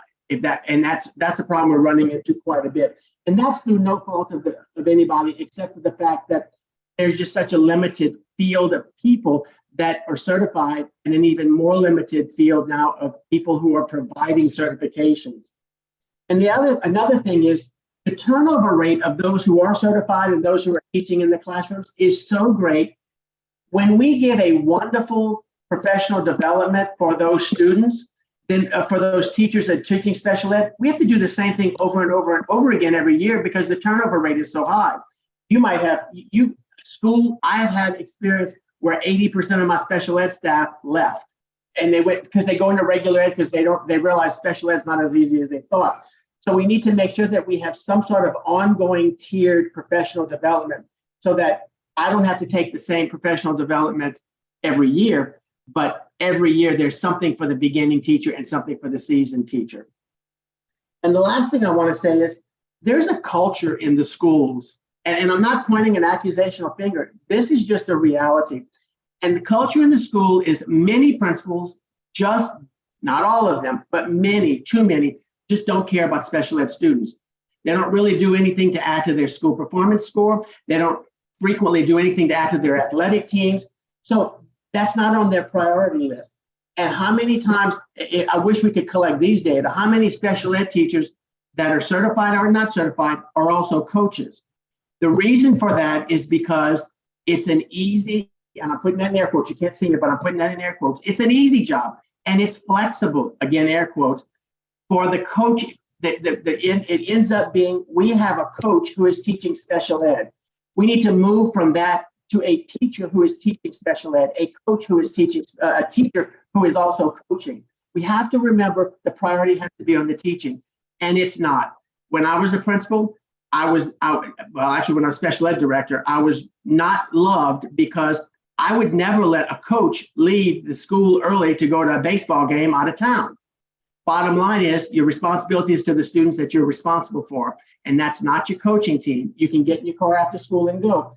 That does not happen in almost any other place. So we've got to address the culture is what's the burning thing. We've got the culture of the principals that don't really care, the superintendents who don't insist that the principals take appropriate action. We've got the turnover rate, and we've got LEAP that's pressuring everybody from all sides. And the only people that lose in every one of those scenarios is the student. That's what the parents are feeling. And the one thing I kind of disagree with Mary Jacob on when she said it got so worse during the pandemic. I'm here to tell you it didn't necessarily get worse during the pandemic. We just saw the effects much more clearly. I think it's always been this bad. We just haven't realized it. The parents haven't realized it. The community haven't realized it. It was just not as visible. So other than that, that's it. I'm done. But this is an age-old problem, and it does have to do with lack of capacity at the State Department, lack of capacity in the superintendent's offices, lack of capacity in the special ed director's offices, because certification, you don't have to have any experience in special ed to be a special ed director. Lack of capacity in the office and lack of capacity in the classroom. That's it. I'm sorry. Thank you. Thank you, Charlie. Dr. Wilson? I think it goes back to, I can't remember if it was Mary or somebody else, but the way we do accountability, school accountability, school district or school accountability, these things don't get brought to the fore. So I don't, no one cares about my past, but I will say I worked in the Colorado Department of Education like 25 years ago, or actually a little longer than that. And we did, we had a huge team from the Department of Ed. We had our equivalent of Families Helping Families in Colorado. And we had, other people that were tangentially involved. And we all had, duties when we went to a school district to interview parents, to interview teachers, interview kids, look at policy, all that stuff. And that's where the stuff that Charlie was just talking about, it comes to the surface then. And right now, I don't know how that's going to come to the surface the way we do accountability in Louisiana for our schools. And so this is, Bambi, after hearing all you guys, one thing that I have noticed, and I brought this up at other meetings. I mean, I wrote down a list and I didn't even write down everything that everyone says. And there's no way that get back on focus is our action plan. But I've been around on the DD Council for long enough to remember things that no longer exist. We used to have LaTeach, which was part, and we integrated it with LaCan. We used to have staff here on the council staff that was extremely knowledgeable. I have gone to meetings where these items are being discussed. We do not have our advocacy organization. And I'm talking about, and just to go back, the DD Council, this is not, everything falls on the DD Council, but this is a DD Council meeting. And so we need our advocates to be advocating that our families helping families need more money, that we need specially designed instructions. We need our SPED monitoring back. All of those things are big issues. And we need people at every meeting, in whether it be legislature, the Department of Education, workforce meetings, wherever it is, we need to build that capacity because we need the advocacy. And that just, it has really diminished over the past decade for the council. And so my recommendation is that we have some advocacy, some items in our action plan that builds that back up. I don't know what other people's thoughts or ideas on that, but I'll open the floor for responses. We do have a few. Is there a way that we can get like you said, somebody need to be present at the legislative, at every single part?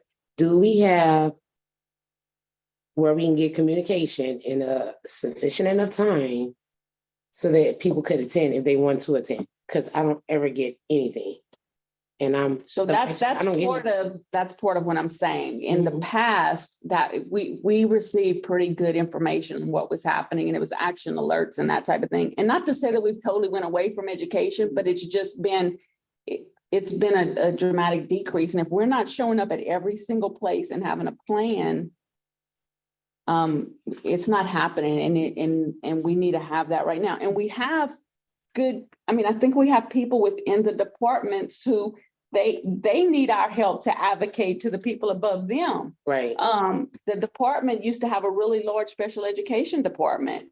It's been diminished a lot. Like, we need to have some type of force and bring the force of our advocacy.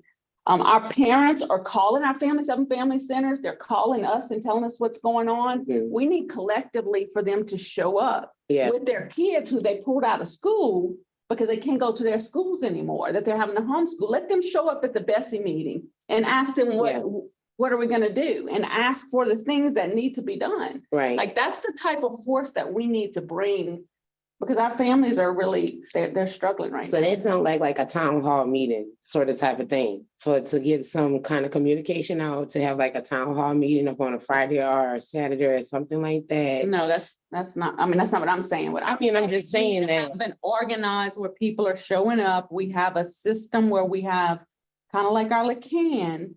It is part of LaCan, but we've diminished that advocacy. I find in the part of education, when we brought them together, and not intentionally, but it's just the advocacy is not the same. I don't think it was the combining. I think it's because we lost all of our education experts. Oh. The combining, whenever we combined, we still had our education experts, and we still went to the Bessie meetings. We still went to SEEP meetings. We still sent out action alerts. But it's pre-COVID, once we started losing all of our expertise, that diminished. And so I think a majority of the time when stuff doesn't get sent out now, and I don't want to overstep speaking for other folks, but because education is not my expertise, so I don't write the education alerts, I never have. But I know my limits. And so I think that's been some of the things. If we don't know about a particular topic, or if we don't have enough information to really put together a thoughtful idea or a thoughtful plan of action. Because a lot of times we don't have the luxury of sitting in this committee before something happens to be able to brainstorm with people that are in the know of what we need to do and how we need to take action. We may only have 24 hours or less. Right. And that's not enough time for us to educate our LaCan leaders on what's going on, to get families together. So I would agree, I can identify, yeah, that is our education advocacy is a missing piece. I think until our education expertise gets beefed back up within our staff, I don't know that that's something that we can address immediately. Or I don't know how to address it immediately. And I think we have taken steps to begin addressing that. But I mean, when you lose collectively 50 some odd years of experience, you don't build that back up in a year. So it is, yeah, I don't also say I don't think splitting up and recreating of the teaching is going to help either. No, and I'm not Yeah. saying that, I'm saying that the capacity Right. we had in the past, it's diminished. And Yeah. so, And it also, I mean, there were some positives, if you will, when it was separate, because we did have that capacity to really have staff that could focus on the home and community-based side, really have staff that could focus on the education side and really beef up our advocacy on each end. But it just, I mean, financially, it didn't really make sense. It also, the whole idea was to kind of unify the council's advocacy efforts. We're already struggling up with getting people to identify the council and the LaCan are one and the same. But then you have the council, LaCan, the teach, like all these various things start to get kind of complicated. But yeah. When, like when we talk about capacity, even for the department, like going to House Appropriations where we're gonna ask for additional money, positions are hard to get. That's really what we need, people and positions to build capacity of the team and to do, like we hear a lot, from stakeholders. We want people on the ground in our school systems, monitoring for compliance. That requires a lot of people. We're talking with charters, nearly 200.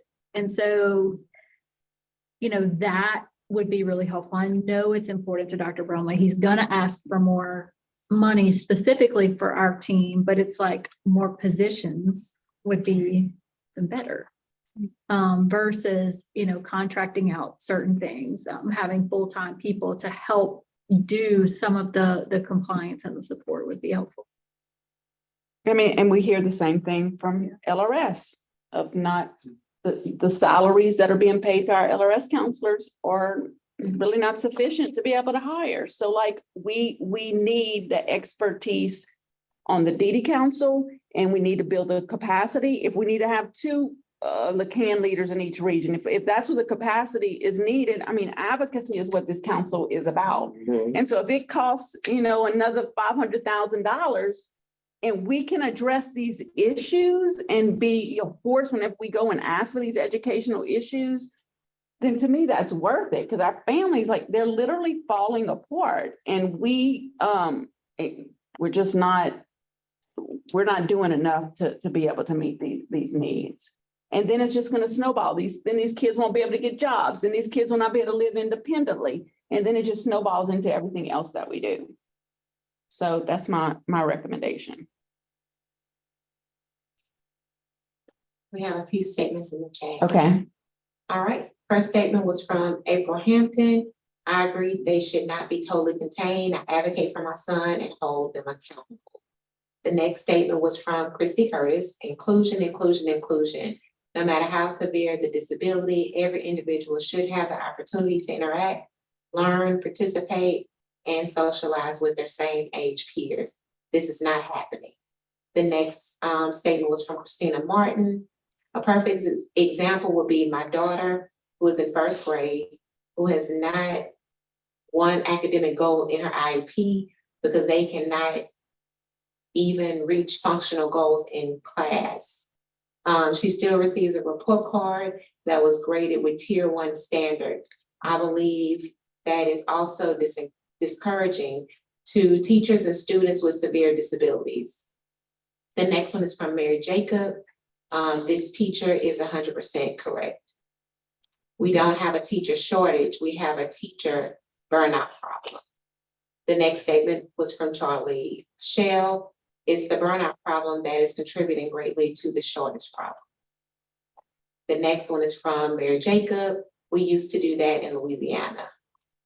And Nicole Flores stated, having parents and advocates at education meetings such as Bessie, SEEP, and SEC, etc. is vital, but is a lot to understand and would love to be a part of ideas to help that. And that's it. So these are, I know we always have, we need to be at the Bessies and those two other organizations, that's where we really need to be present at, right? Those meetings. The legislature, I mean, what my recommendation is that we need staff with expertise in education and employment. And that we utilize that to build up our advocacy in regards to education and employment. Do they have vacancies right now? Do you have vacancies? No. So we have the creative position. Right? Do you have the TO to do that? No. Okay.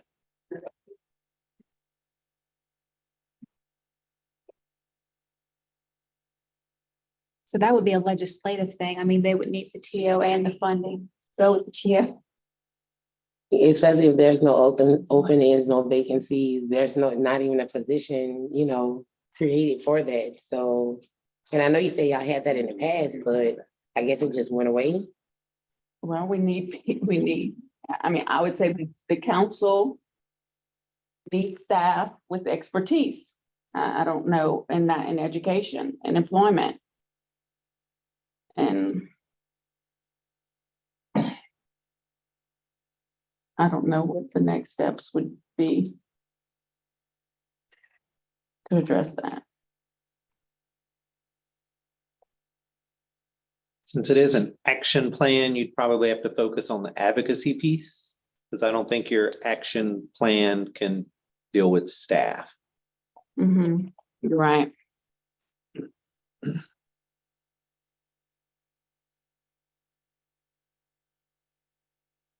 So what would we fund?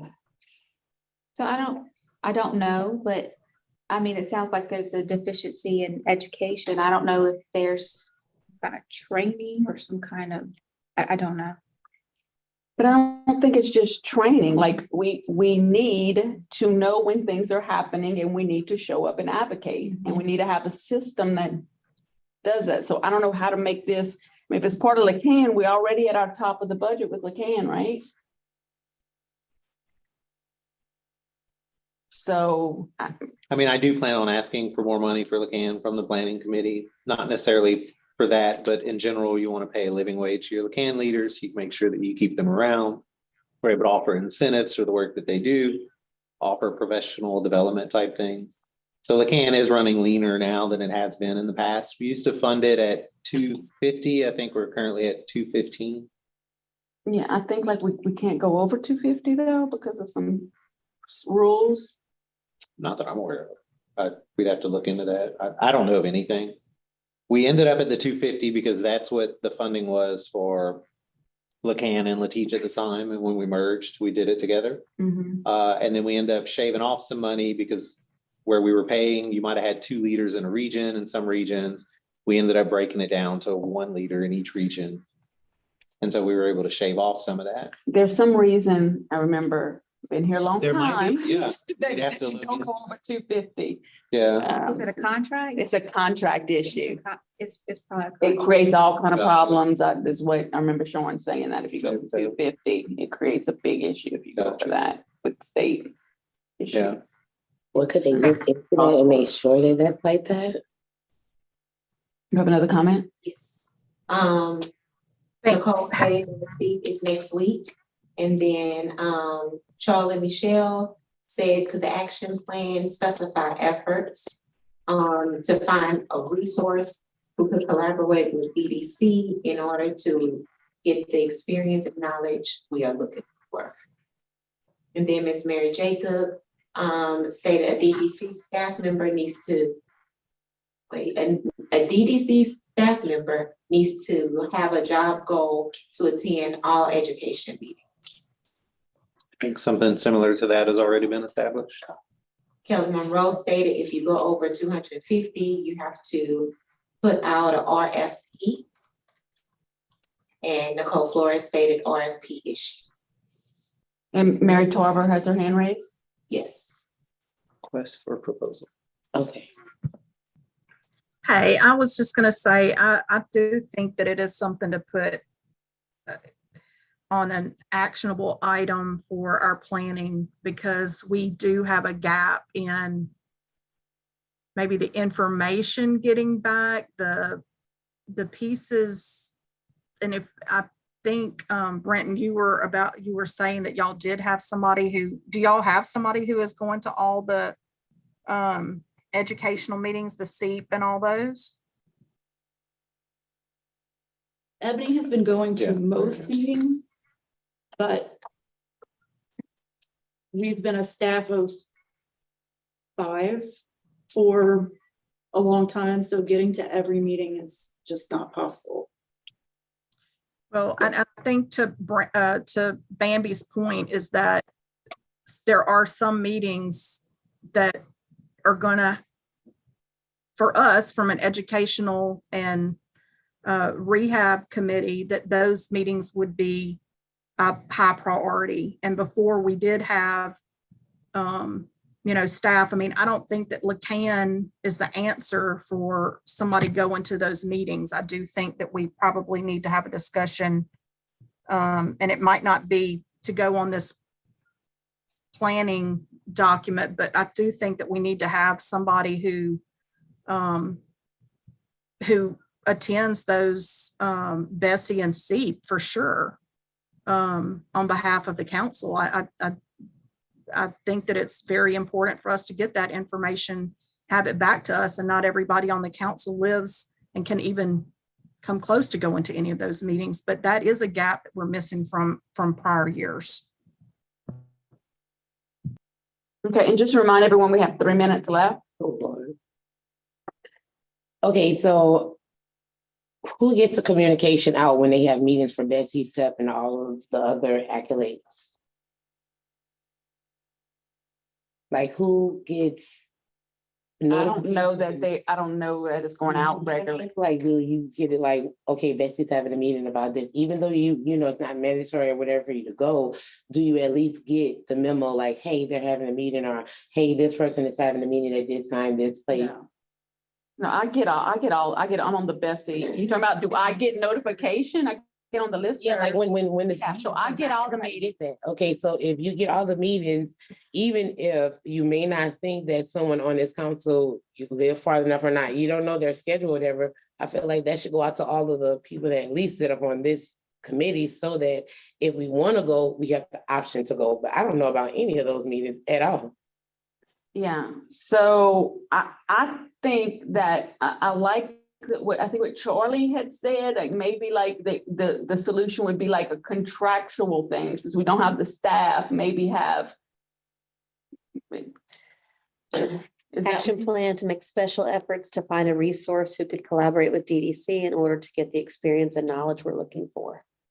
Yeah, maybe that's a way around it, to have a contractual relationship with someone with that education expertise we're looking at, and also to be able to stay up to date and keep us aware of what needs to be actionable item, actionable, whether it's a staff, just go there and speak on what the council's position is, or is it to activate advocates to attend or to write letters or those type of things? Like, I think that might be a good thing to put in the action plan. And Nicole Flores Nicole. stated just a note, like today, many DDC committee meetings are the same day as Bessie meetings.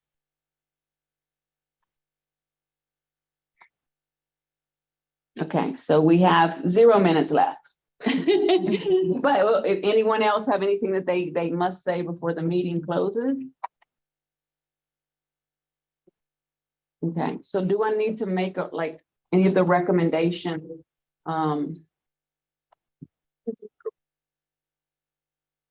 They were not all action plan recommendations. So we have them written down. And even Carly's recommendation, I need to look into. So I don't. They will make it to the planning committee. I don't know that you can make a motion on Charlie's. Well, not you, because you're chairing the meeting, but that's. So is there any motion that we want to make a recommendation to the full council?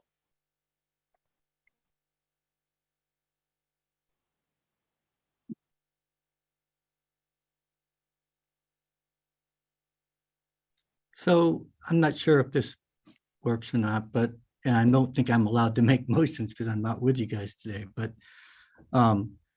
it seems like we could make, somebody could make a motion to have the executive director and the council look into some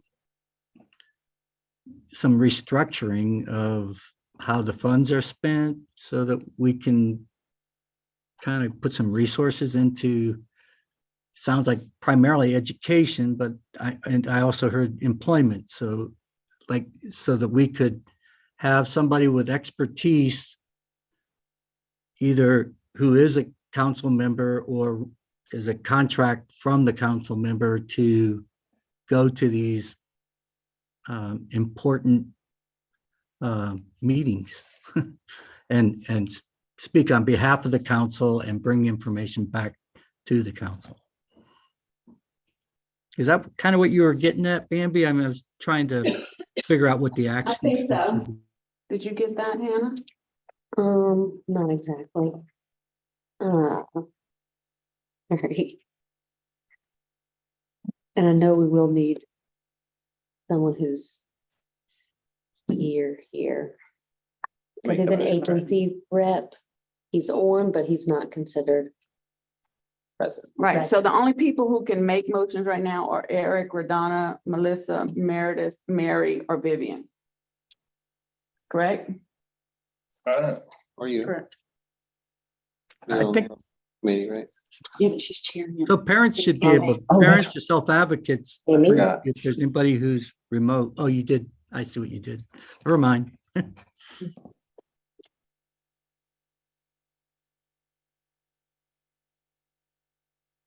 I'm gonna just put this out here, and I think we need to look at this some more before we even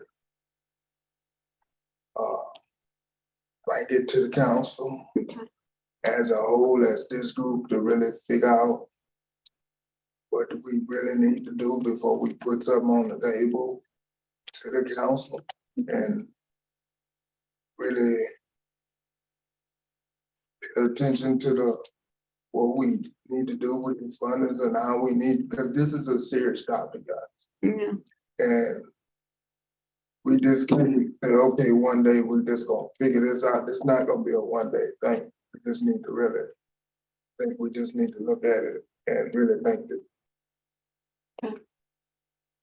So if that's the agreement, I mean, we certainly can make motions at the full council meeting. So if there's thoughts, if we think about it tonight, and hopefully somebody comes up with really great recommendations, we can make those at the full council meeting tomorrow. Are there any other discussion on the topic?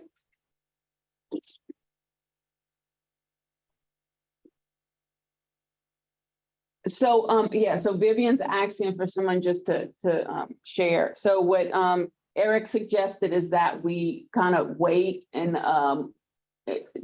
talk about it more, think about it more, and not make any recommendations at this moment. And I followed up with that recommendations or motions could be made at the full council meeting tomorrow. Is that okay, Vivian? Okay, good. Okay, so if there's no other comment on the recommendations, any announcements? Council meeting tomorrow, 8:30 a.m. Bright and early. We get to talk about all this all over again. Okay, so we'll see everyone tomorrow for the full council meeting at 8:30. If there's no objection, we'll adjourn by unanimous consent. Thank you, guys. Get a chance and you have sign